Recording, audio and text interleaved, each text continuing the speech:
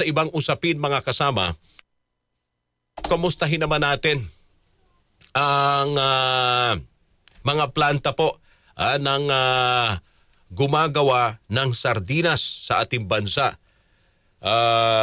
na siyang pangunahing pagkain ngayon ng karamihan ng mga Pilipino lalo tigit sa panahon ng krisis.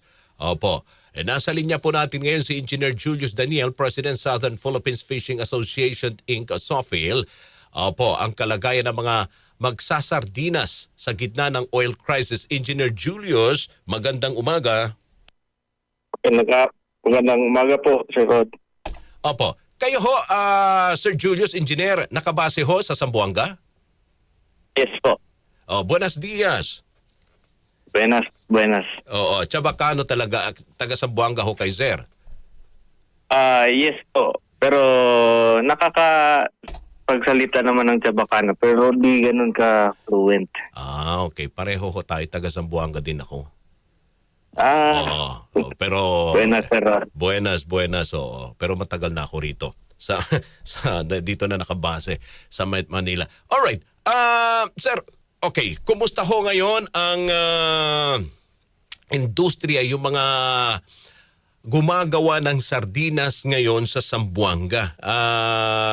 Dahil may mga naririnig ho tayong balita na mukhang yung iba may plano atang tumigil muna ang operasyon pansamantala dahil nga rito sa nararanasan nating krisis sa langis, yung patuloy na pagtaas sa presyo ng produktong petrolyo. Sir Julius? Opo, yun nga po, according sa mga grupo naman sa Can Sardines, yung operation nila ngayon is yung ano yung stocks meron today, ano yung raw materials na meron, yun lang din napoproduce nila for today. So wala silang buffer stocks.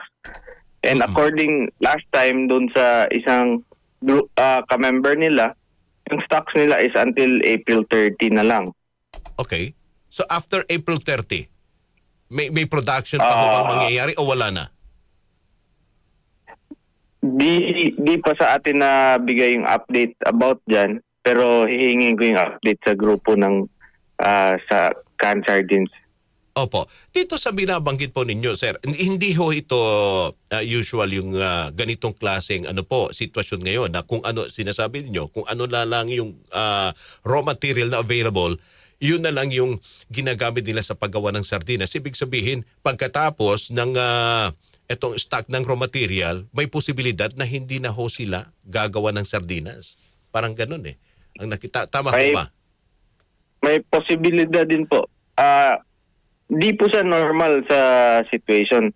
Kasi isa talaga yung fishing companies na nagsusupply sa canning factories. Mm-hmm. Yung nahihirapan talaga sila dahil sa fuel crisis natin ngayon. Okay. Although na bumaba naman yung presyo ng diesel natin lately, may magkakasunod tayo ng rollback. Pero yung problema pa rin is ang taas pa rin para sa operation ng ng fishing companies. Oho. Pero may posibilidad ho ba na kukulangan ho tayo ng supply ng sardinas? Dahil sa epekto. May posibilidad po. Meron pong posibilidad kasi dun sa sinabi ng grupo ng Can Sardines na daily basis na yung pag-produce nila, so wala silang buffer stocks. Mm-hmm. So possibly makukulangan talaga tayo ng supply. Opo. Pag nakaroon ho tayo ng ng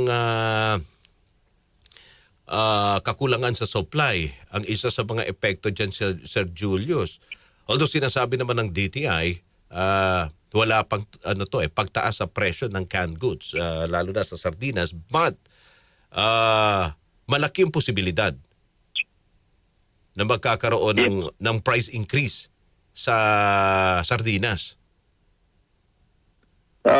Yes po. Yun din yung hinihiling ng grupo natin sa Can Sardines na mag-increase na sa presyo nila. Kasi accordingly, it's parang 4 years na, di pa rin sila naaprubahan sa pag-increase ng presyo. Mhm. So magkano ho yung hinihinging increase sa presyo ng sardinas? Sa price po, di ko po kayo masasagot dyan. Okay. Pero pwede ko po kayong balikan. I-inform ko kayo agad. Tanungin ko lang yung grupo ng Oo. sa Can Sardines. Opo. Pero itong yung paghiling nila ng increase sa presyo ng sardinas dahil sa epekto ng krisis sa langis, sa pagtaas sa presyo ng produktong petrolyo, Sir Julius. Tama po. Kasi although di naman directly affected sila sa fuel increase, pero yung components nila or yung mga raw materials nila, yun yung dependent sa fuel. Kasi mostly yung raw materials natin sa isang latang sardinas is galing sa labas eh. Yung lata, yung tomato paste, yung asin. So yung logistics papunta dito, yun yung kumukonsumo ng fuel. So pag increase ng logistics, increase din yung cost ng commodity. So malaki nga yung epekto, no? Itong sitwasyon ngayon ng krisis kasi lahat pala imported yung raw materials na ginagamit para sa paggawa ng sardinas except sa isda dahil yung isda hindi naman imported, sir. Dito lang yan nanggagaling, di po ba? Yes po, tama. Tama Pero po. yung paghuli dyan sa mga isda, hindi naman po pwede basta-bastang huhulihin niya ng mano-mano eh. Kailangan ng tawag fishing vessel. Tama po.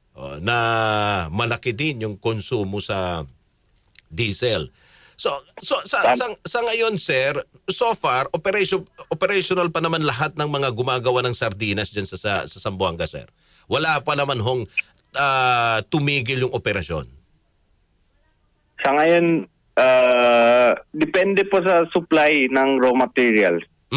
Kasi may mga canning factories din, dependent din sila sa supply. Kapag walang supply, so di din sila nakakapag-operate. So, may panawagan ho ba kayo sa kinaukulan sa ating gobyerno? Yung asosasyon po ng mga gumagawa ng sardinas diyan sa Zamboanga?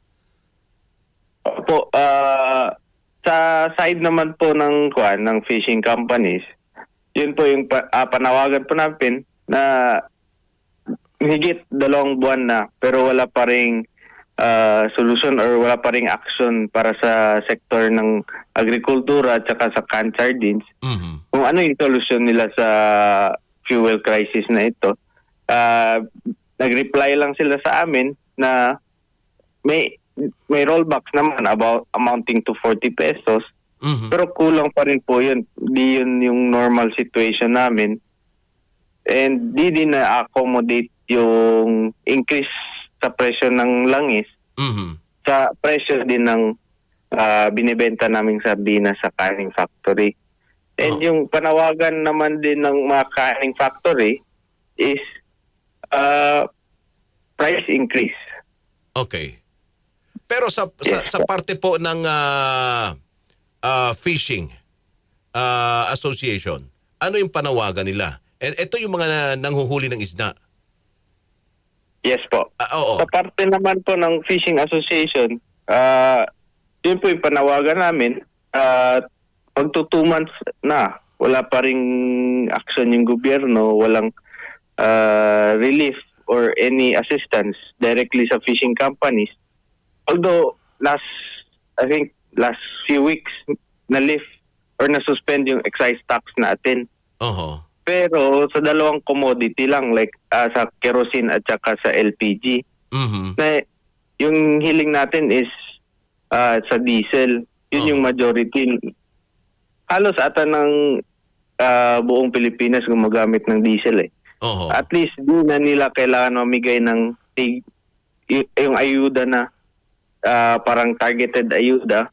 At least kung dyan tanggalin na yung excise tax, lahat tayo makikipanabang.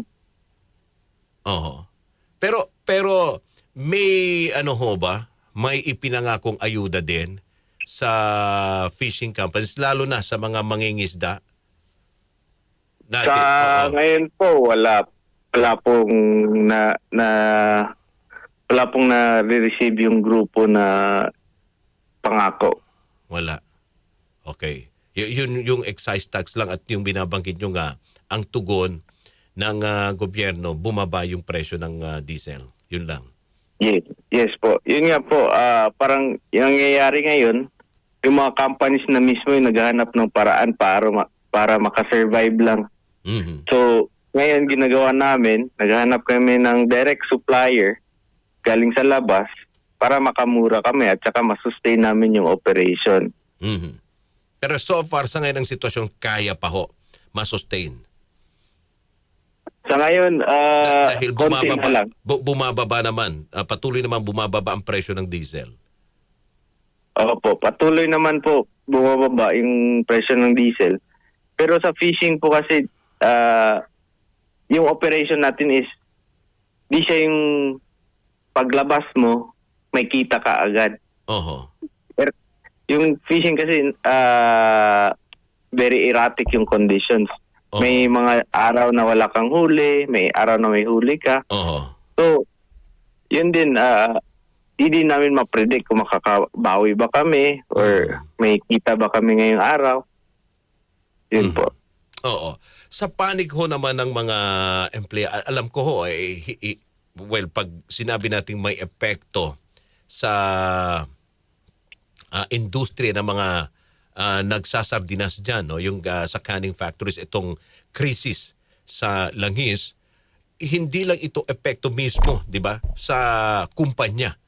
Kung hindi, may epekto din ito sa mga, ano po ninyo sa mga manggagawa. Dahil ang dami ding mga manggagawa ang nandyan sa mga canning factories na gumagawa ng sardinas. Di po ba? Tama ho ba ako, Engineer Julius? Sa ngayon ho, meron na ho bang epekto, no, dito sa mga manggagawa po ninyo? Ang ibig ko pong sabihin, nagpatupad ho ba kayo ng pagbabawas sa mga empleyado? Sa mga factory naman po, kasi kung may raw material, doon lang din nakakapag-operate. Oho. So, naka-standby yung mga tao natin. Mhm. So, on-call basis yung halos sa mga tao. Okay, so hindi araw-araw pala pumapasok mga yan. Opo, dahil din sa supply. Dahil din sa supply. Pero yung regular workforce naman, araw-araw din nakakapasok. Mhm. All right. So anyway, Engineer Julius Daniel Ser, muchísimas gracias con el hora y tiempo y dali na programa. Maraming salamat po, sir. Thank you very much. Yes, sir. Good morning. Good morning. Buenos dias. President Southern Philippines Fishing Association Inc. mga kasama Sofil.